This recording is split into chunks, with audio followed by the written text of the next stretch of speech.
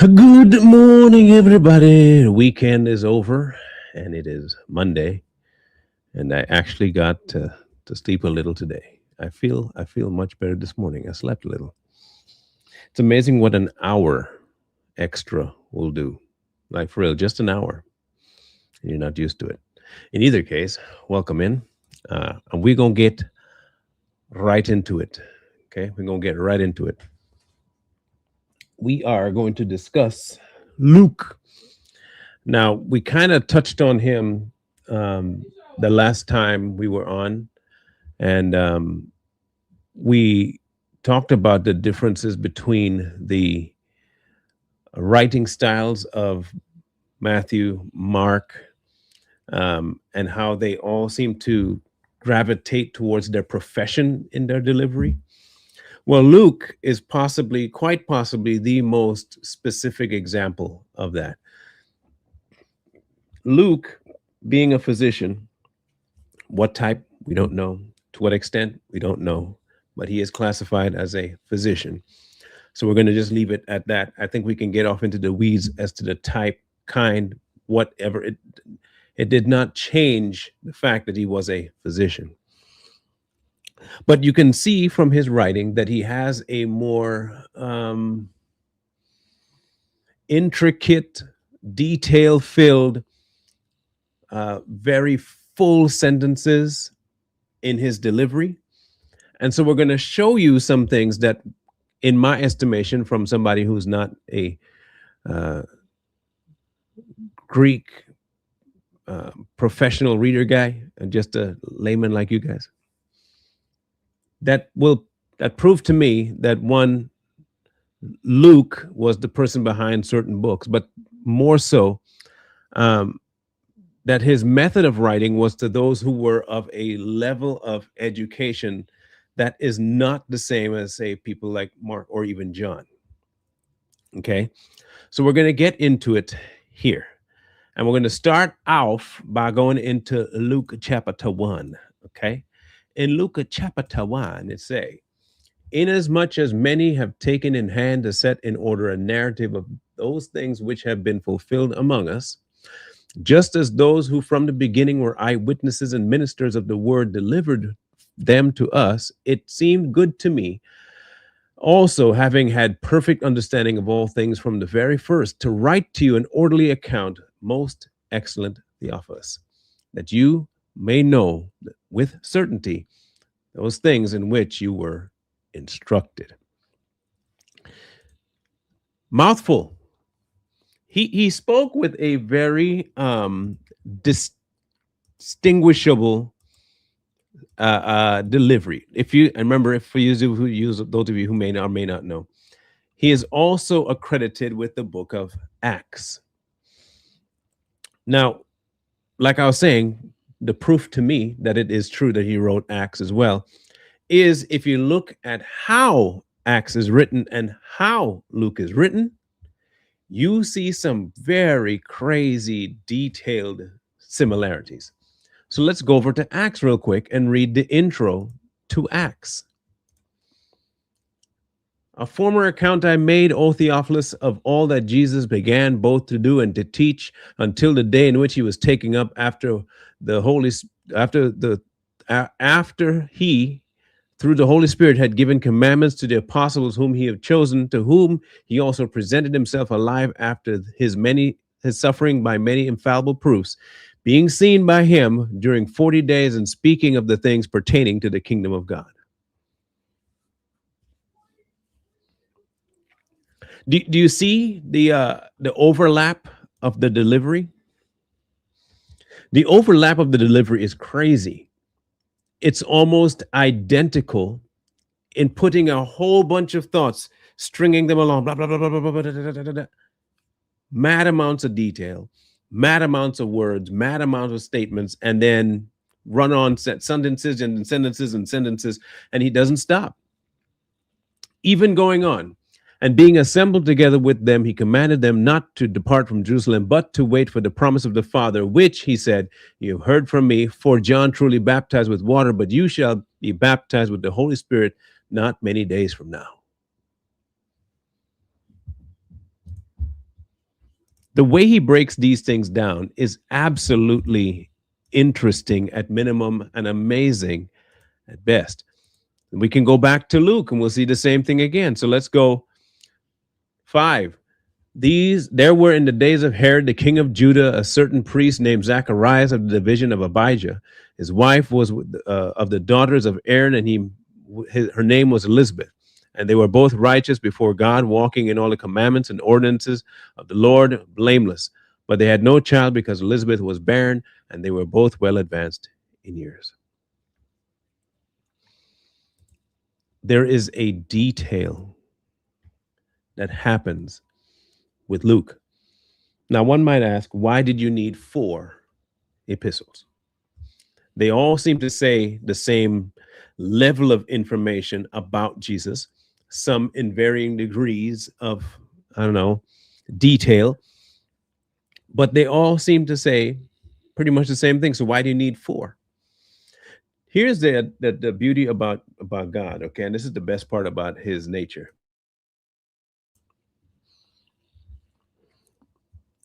When he told mankind that each will be without excuse, he meant it. You won't be able to say, I didn't understand because they didn't speak like me. I don't understand because the terms they use were too verbose. I don't understand because the culture, I don't understand because there will be none of those things that happen. You have a certain culture that you grew up in, the Bible addresses that. You have a certain way of phrasing things, the Bible can address it that too. The varied amounts of human beings that he has used and all of their quirks, it all gels in the Bible. Now, there's none of you can tell me that Moses and Aaron, even though they were brothers, were similar. They were not similar. They couldn't be more not similar. That's the crazy. Apples fall far from the tree a lot in the word. There are tons of situations, including the New Testament, where the person is almost seemingly antithetical in their disposition to the word. But when they encounter the Spirit, it's a whole different ballgame. Luke is more than likely the kind of person that was learned being a physician. He had a very different way of his vocabulary being dispersed when speaking to people. He had a different crowd that he moved in. He had a very different structure to the way that he saw things and how he saw things. He saw things in a very different light than most of the others. So when he wrote them down, he wrote with detail. He would go back and forth into the Old Testament and the New Testament. He'd be flying back and forth, and he just kept bringing up different verses from the Old to solidify the New. He did that quite often throughout Luke. Now, if we were to go to the end of Luke, right, or at least near the end, let's go there. Let me bring this up.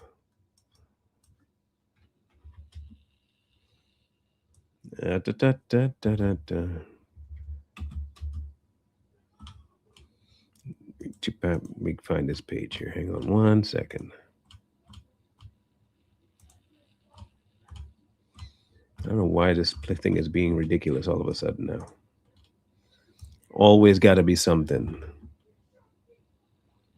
Always. Let's try a different way. I know.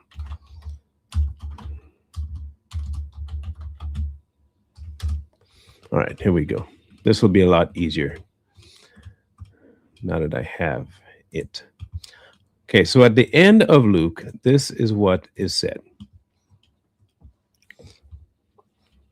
Then they drew near to the village where they were going, and he indicated that he would have gone farther. But they constrained him, saying, "Abide with us, for it is towards the evening, and the day is far spent." And he went in and stayed with us when the men met him on the way.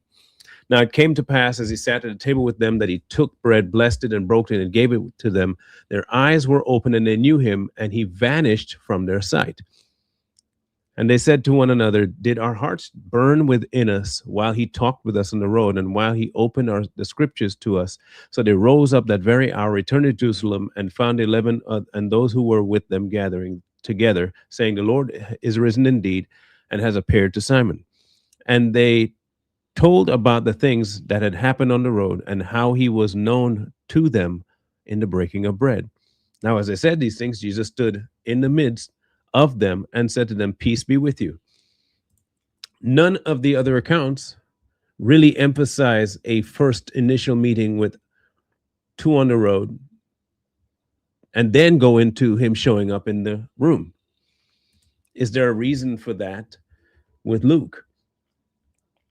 Why expound on that particular thing just to come back here, knowing that in all of the epistles, the discussion among them by Christ was their unbelief? Was that to emphasize the amount of unbelief there was, or was that in an effort to uh, codify a belief? He said, peace be with you. Then they were terrified and frightened and supposed they had seen a spirit. And he said to them, why are you troubled? And why do doubts arise in your hearts? Behold my hands and feet, that is it, I myself, that it is I myself. Handle me and see, for the spirit does not have flesh and bones, as you see I have. But hold on a minute. Isn't that a little bit contradictory? Wouldn't you say that's a little bit contradictory? Because there's another person that mentions that kind of interaction, but that doesn't seem to be comporting with what was said about another individual in this room.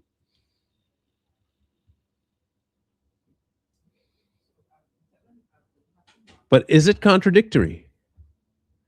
Let me ask you again. So, those of you out there, is this statement contradictory to another breaking down of a appearing of Christ and someone else having issues with it?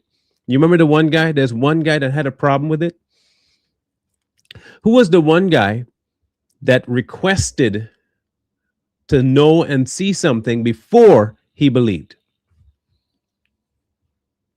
Who was that? Please tell me who that guy was.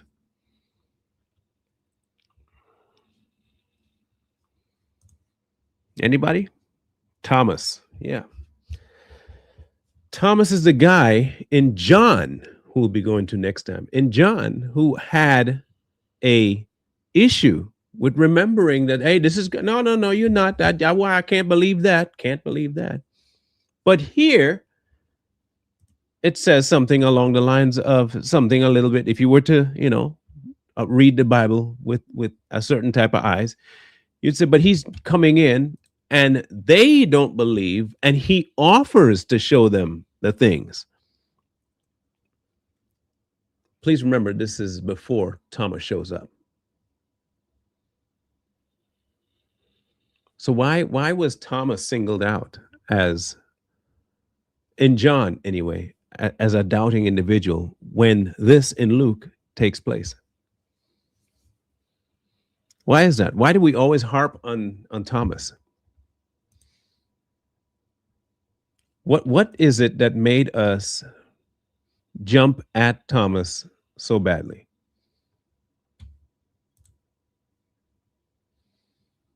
Yeah, he had to visually see the scars, but look at what they said here.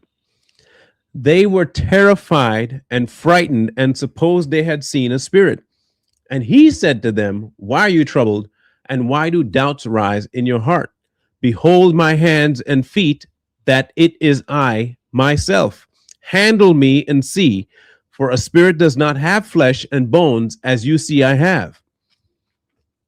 When he had said this, he showed them his hands and his feet. But while they still did not believe for joy and marveled, what? But while they did not believe?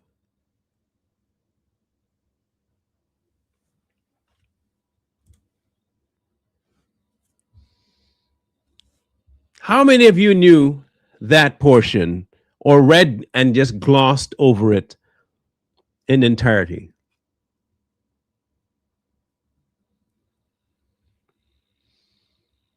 How many of you read that before and glossed over that?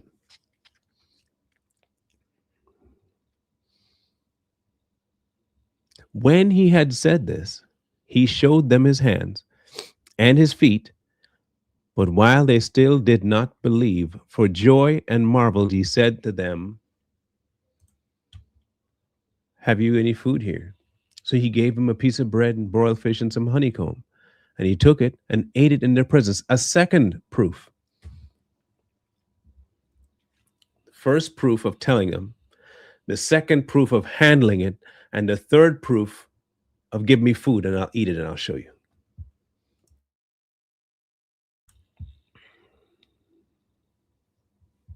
Thomas just wanted to put his hands where the scars were. Why would Luke include this and John include Thomas? Crazy, right? Very crazy.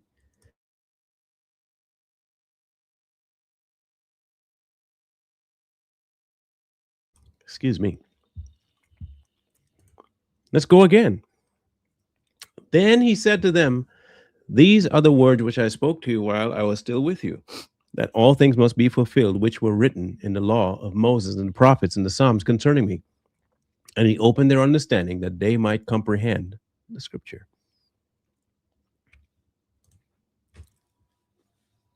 Wild.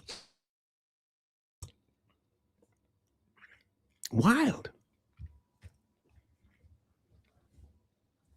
Luke had a purpose for writing the way he wrote, I understand. And he also had a history with life that caused him to write the way he did. But I think the advantage to this passage versus the Thomas one is one's a collective disbelief, even though you're seeing them and you're with your people and you're seeing it, versus the one person that came in after and was told and still didn't believe. Yes, both shared unbelief. One in a collective sense, and one after you've been with these brothers for a while now, you came in and they all say the same thing as him. You still disbelieve.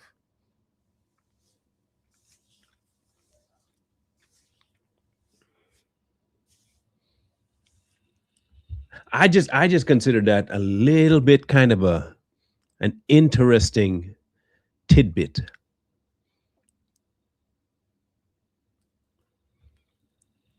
A real interesting tidbit.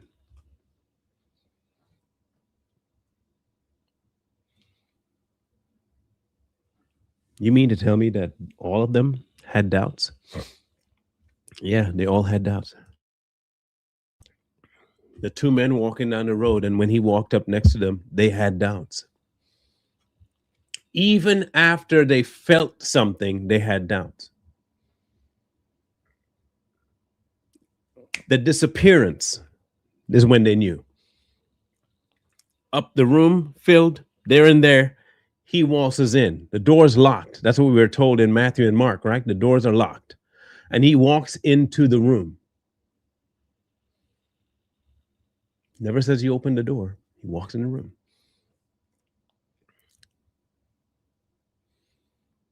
They disbelieved after three different proofs is when they finally get it settled in. Thomas walks in. This is the breakdown of Thomas in John. Thomas, called the twin, one of the 12, was not with them when Jesus came. The other disciples therefore said to him, we have seen the Lord. Two came before, told the rest of the group in there, we saw the Lord. Watch this. Two of them came in, we saw the Lord. Didn't believe. Jesus walks in. Three different examples of who he is till they believed. They believe now. Thomas walks in. He's now in a position of being told he's here.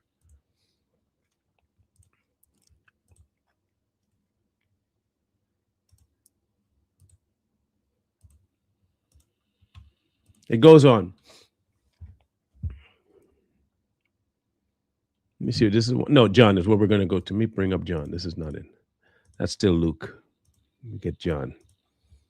That's what we're going to do. Is John. There we go. We have seen the Lord. So he said to them, unless I see his hands and the print of nails, and put my finger into the print of the nails, and put my hand into his side, I will not believe. But hold on. In Luke, it was almost the same thing. Isn't that kind of weird? When he had said this, he showed them his hands and feet, and while they didn't believe him, he said, have you any food?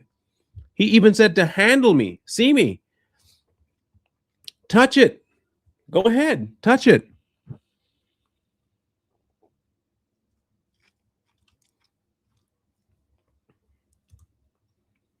So he said to them, unless I see it, right? Unless I see. After 8 days, his disciples were again inside, and Thomas with them. Jesus came, the doors being shut, and stood in the midst, and said, peace to you. Then he said to Thomas, Thomas didn't say anything. Thomas said nothing. Reach out your finger here and look at my hands, and reach your hand here and put it into my side. Do not be unbelieving, but believe.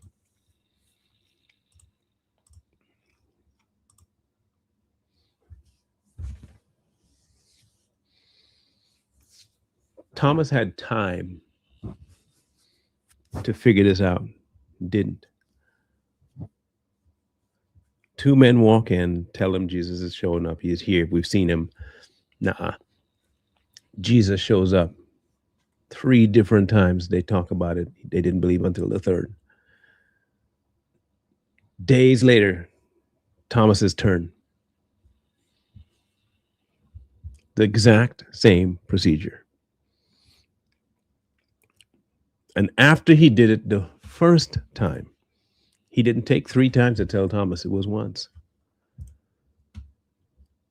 One time, Thomas entered and said, my Lord and my God. Jesus said to him, Thomas, because you have seen, you have believed. Blessed are those who have not seen and have yet believed. That could easily be the 2 on the road.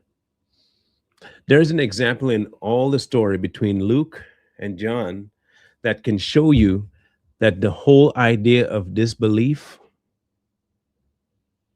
one, it doesn't come by just the knowledge and touching and feeling. There's a trust factor here. There's a presence factor here. The 2 walking on the road, they said they felt it. There was something burning in them. They knew it was him. He didn't tell them to go check scars and stuff like that, did he? All of a sudden, though, he busts into the room and it's a whole different ballgame. A phase for each of us. A phase for each of us. Some are like 2 walking on the road and you know when he's there. There are others, you're with a whole group that don't believe. Then you're by yourself and you don't believe even after you heard the group say something. What's the one commonality between all of it? They had to encounter Jesus. All 3 groups encountered Jesus. Ironically, that's the whole theme of all of the epistles. To varying degrees, there were certain types of way to deliver it to people for them to understand. Even within the book, you can see that.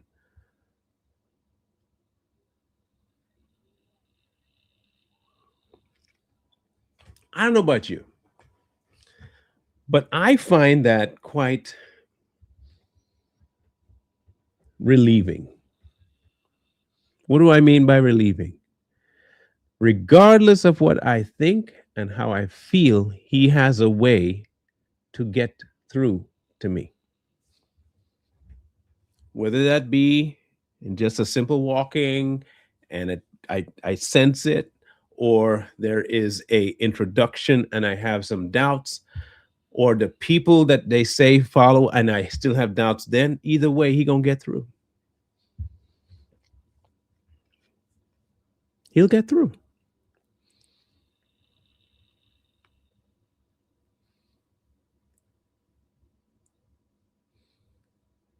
Luke, though, had the ear of a very specific type of audience, and that is the higher echelon of the educated in that time. He could speak on their level, he could articulate on their level. They would more likely take some of his words more because he seemed to have, at least some way, shape, or form, a way to physically help people in medicine. He had a lot going for him. Unlike the tax collector guy, he had an uphill battle. Matt had an uphill battle. Mark had an uphill battle, torn between two people and how people view him. Some view Peter and Paul completely different. Please remember, with Mark, being friends with Peter and Paul is no easy thing.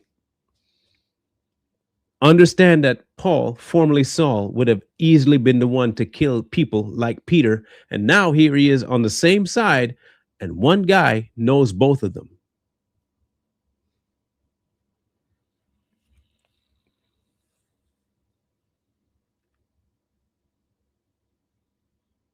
This is what we call the unavoidable truth about the word.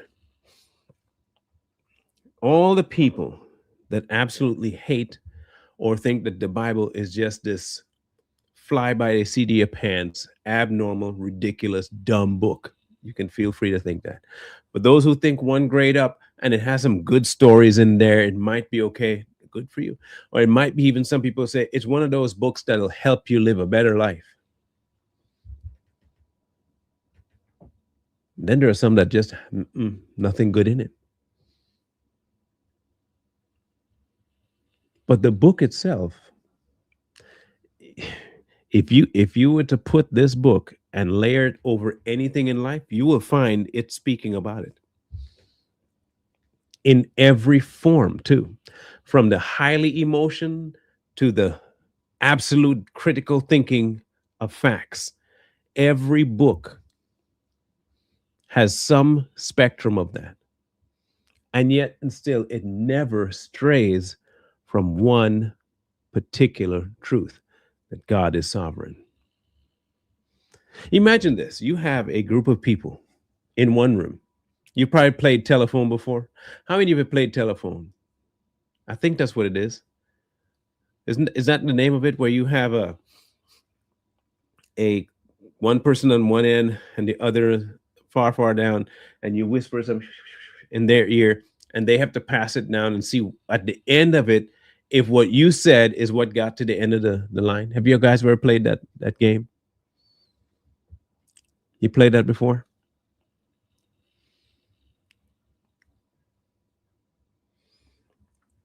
I used to love playing that game, and it never, ever has happened where the words I said came back to me by the end of the practice. I don't even know where they got half the stuff that they said I said. Wasn't even this, not even close.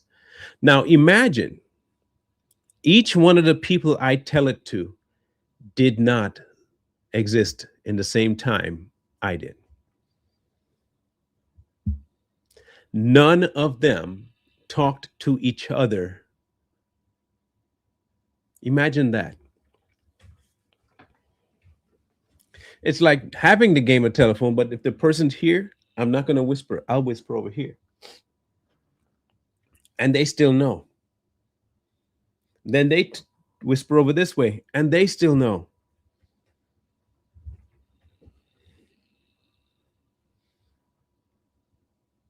Imagine the game of telephone when it comes to the Bible.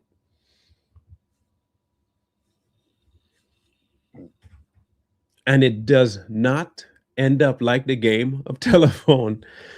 In fact, what you find is that each one of the people that the message is passed through and to take it and apply it to where they are. Book. That's the beauty of this.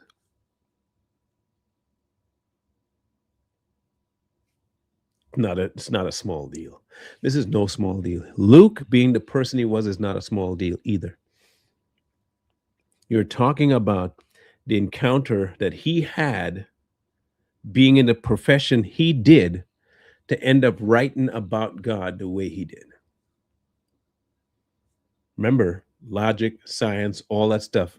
Plenty of people say it's not of God, and or you can't find God through that.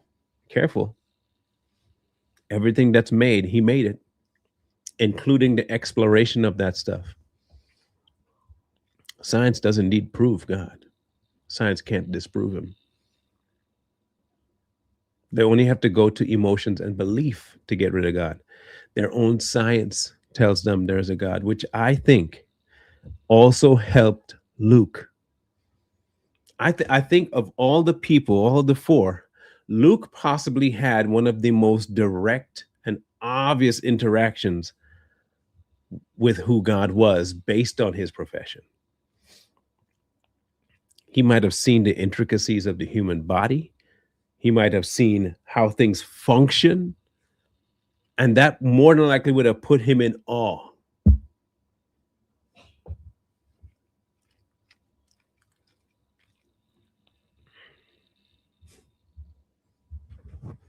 God don't mess around when he's trying to get you to listen to who he is. You got to start paying attention.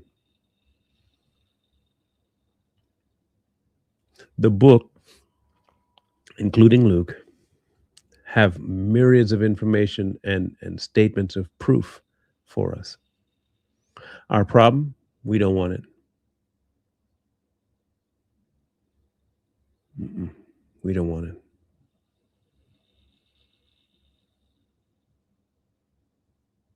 That's why I wanted to cover these, because they each come from a position that anyone in the crowd can identify with. The extremely educated, the extremely hated, and the extremely empathetic.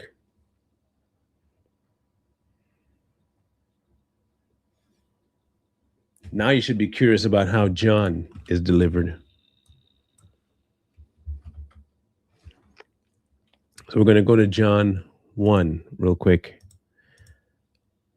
And this is where you're going to get your answer from your inbox question.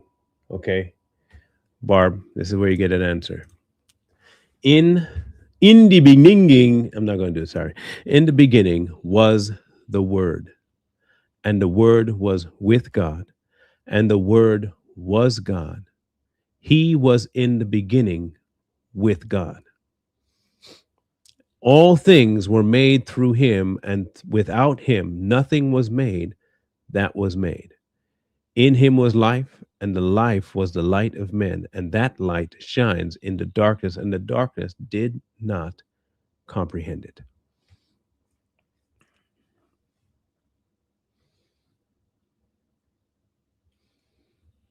John, on the other hand, goes in a whole different direction. Whole different direction. Later on, he, for lack of a better term, and I'm not trying to be punny, but later on, he says something a little bit interesting there too. He breaks down this whole beginning statement. Let's go down. The word became flesh and dwelt among us.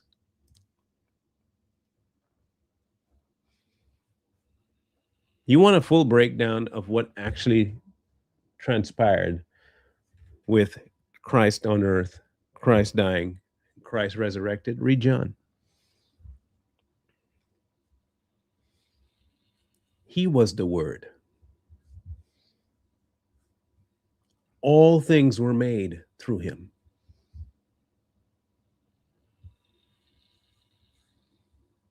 It's pretty big. Pretty big.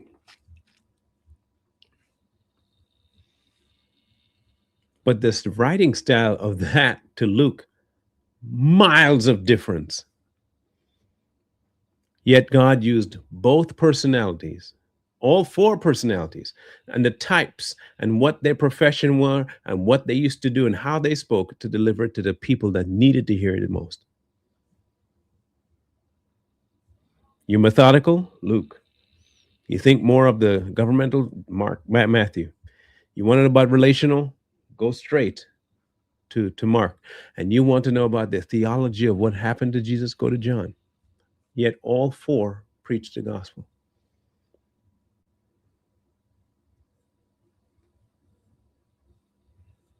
Different John.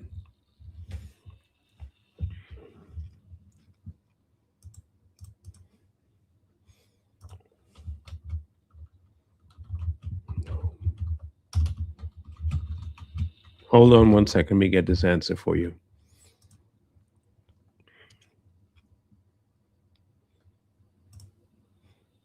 You're thinking of a few different ones. There are a few different Johns in the context of the Bible. Okay. Um,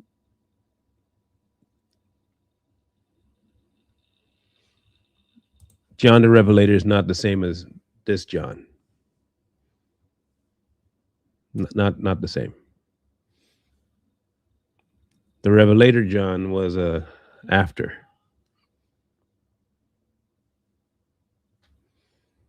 After.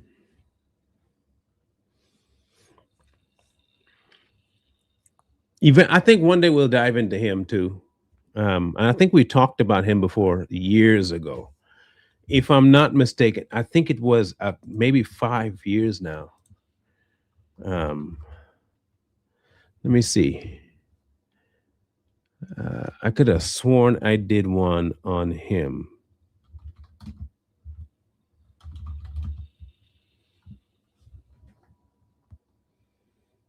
I think 2022 was the last time I talked about it. And I think I touched on him then in 22. 4 years ago? Yeah, 2022. Yeah, different John altogether.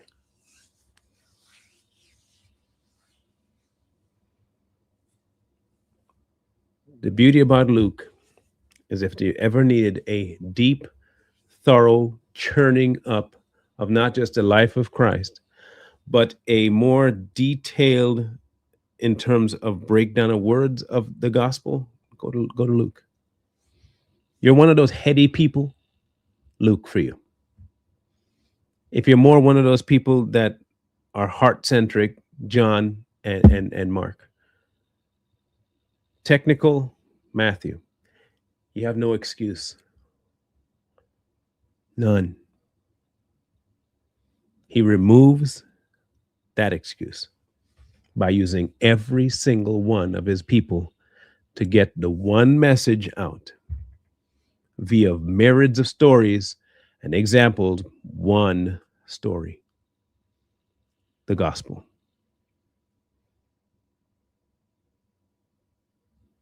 The gospel.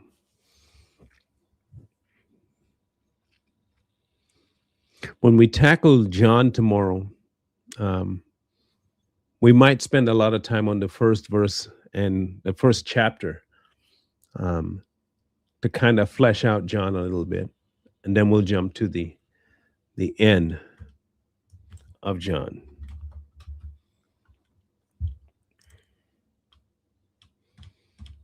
Because I think it's essential for us to understand the layouts of the Gospels.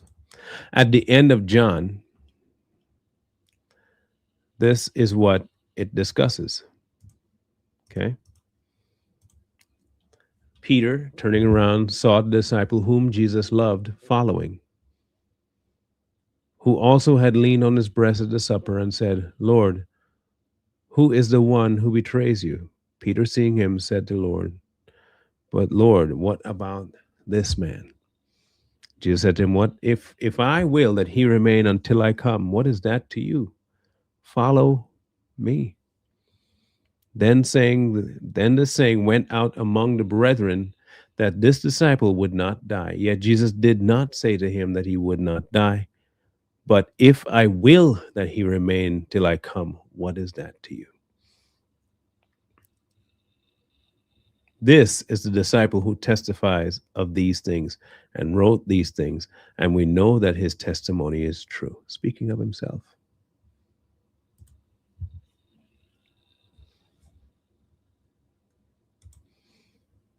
You know, I've told you guys before, don't be so constrained by um, your story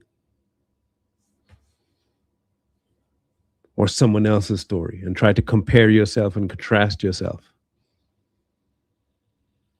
What that person has from God is not of your concern. Their abuse of it would be your concern when it goes against scripture. That's what the discerning eyes does for you. But to get all in a wad because they might or might not have what you have, what did they call it? Watching someone else's pocket.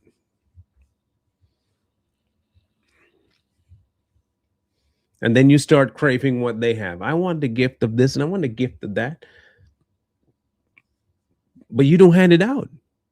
You're like the kid at the birthday party who has a pinata. The pinata is for the birthday person. And then you get mad because you didn't get the first swing at the pinata or a swing at all. Heck, you're not even at the party. You're just an onlooker and you're getting mad at them for being able to break a pinata. Mind you, you got a birthday coming up too. You can have your own pinata, but you're getting mad at someone else. That's how it looks. That's how it looks. That's how it looks.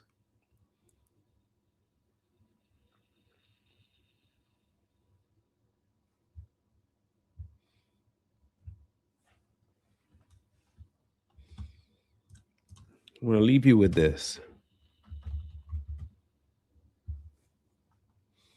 I'm going to read these lyrics to you because it's great stuff.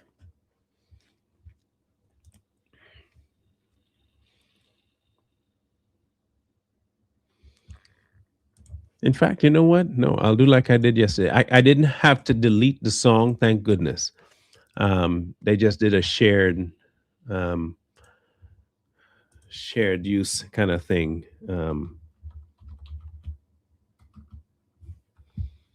But I think this is a good one to end on this song. Um, because it's a beautiful sentiment. Um,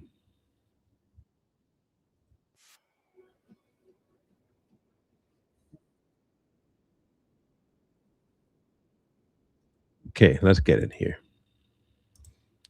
because I think it's a good reminder, a very good reminder, because it's a scriptural. Finally, you're finding so you can find a few scriptural songs still out there. They're not like plentiful, but they're out there. Um, so I'm going to have you. I'll leave this with you. This song, but we'll be back tomorrow um, with the Book of John, and then Wednesday I'm supposed to have a guest. You don't. I don't think you know him. I don't think I've had him on here before. His name is Kyle. He lives in town here.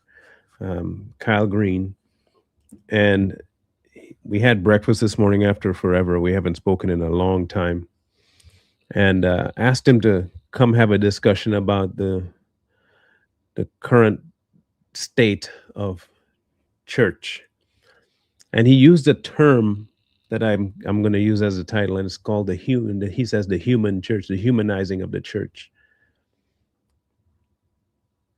the humanizing of the church.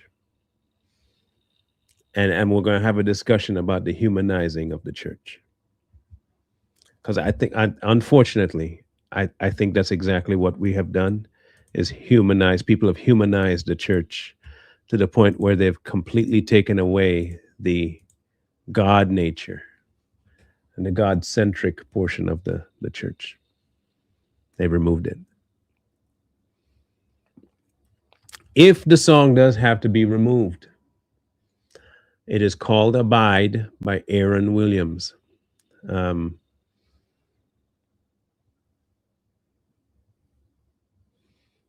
yes, Abide, Aaron Williams. If it's not at the end of this video, that's what you're looking for. If you hear me talking about it and then you come at it later and it's not here, that's why. Okay. Okay. But I'm gonna leave that with you. And I'll vibe with y'all in the morning, God willing. Savage will be on 6:30 today, Eastern time. We'll be talking about what took place after the NBA finals last night, or this last week, the rioting and all that crap. So anyway, we'll talk about that then. In the interim, enjoy. We'll catch you guys on the morrow. Wisdom calls to you from the streets. Please, please, please find wisdom. Peace.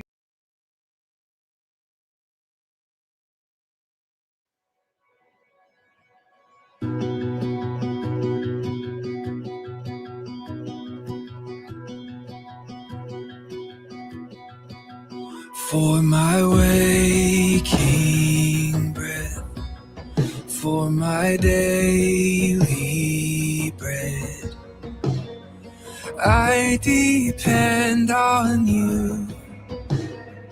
I depend on you.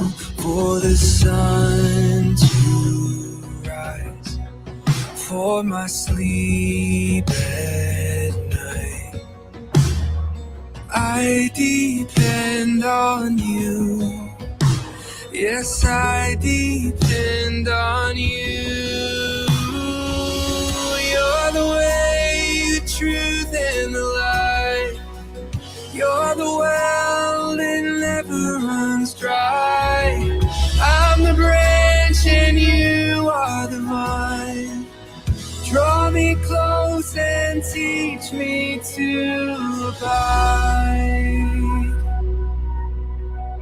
For the